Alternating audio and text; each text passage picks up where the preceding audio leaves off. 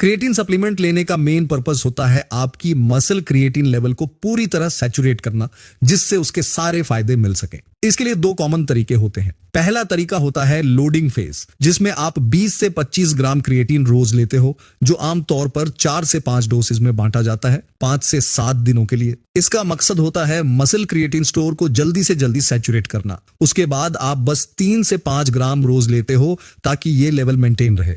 दूसरा तरीका यह है कि लोडिंग को स्किप कर दो और बस सीधे 3 से 5 ग्राम क्रिएटिन रोज लो। इससे सैचुरेशन में टाइम जरूर लगेगा, लेकिन लॉन्ग टर्म में इसका कोई फर्क नहीं पड़ता। जैसे अगर आप 3 ग्राम रोज लेते हो तो मसल स्टोर्स लगभग 28 दिनों में सैचुरेट हो जाएंगे, और अगर 5 ग्राम रोज लेते हो तो ये करीब 14 दिनों में हो सकता है। आप जो तरीका कन्वीनियंट लगे वो चुन सकते हो। दूसरा तरीका थोड़ा सस्ता भी पड़ता है, क्योंकि लोडिंग नहीं करनी होती। क्रिएटिन से कुछ लोगों को माइल्ड गैस्ट्रिक प्रॉब्लम्स होती हैं, और ये ज्यादा डोज जैसे लोडिंग फेज में लेने पर ज्यादा हो सकती है। तो ऐसे केसेस में दूसरा तरीका लो डेली डोज बेहतर हो सकता है। जब लॉन्ग टर्म में 3 से 5 ग्राम डेली डोज को कंपेयर किया गया तो एक रिसर्च पेपर ने पाया कि स्ट्रेंथ गेन लगभग सेम होती है। तो 3 ग्राम रोज लेना मेजॉरिटी लोगों के लिए इनफ हो सकता है। एक पुरानी स्टडी ने यह भी दिखाया था कि 2 ग्राम क्रिएटिन रोज लेना मसल क्रिएटिन लेवल को मेंटेन करने के लिए काफी है लोडिंग के बाद। यह बात भी सपोर्ट करती है कि लो डोज ज्यादातर लोगों के लिए सफिशिएंट होती है। हालांकि जिनका बॉडी साइज बड़ा है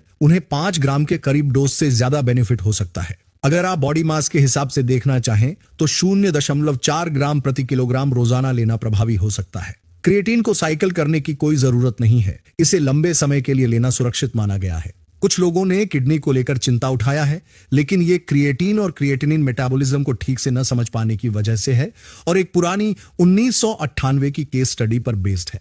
क्रिएटिन लेने से क्रिएटिनिन लेवल बढ़ता है, लेकिन ये कोई सीरियस प्रॉब्लम नहीं मानी जाती।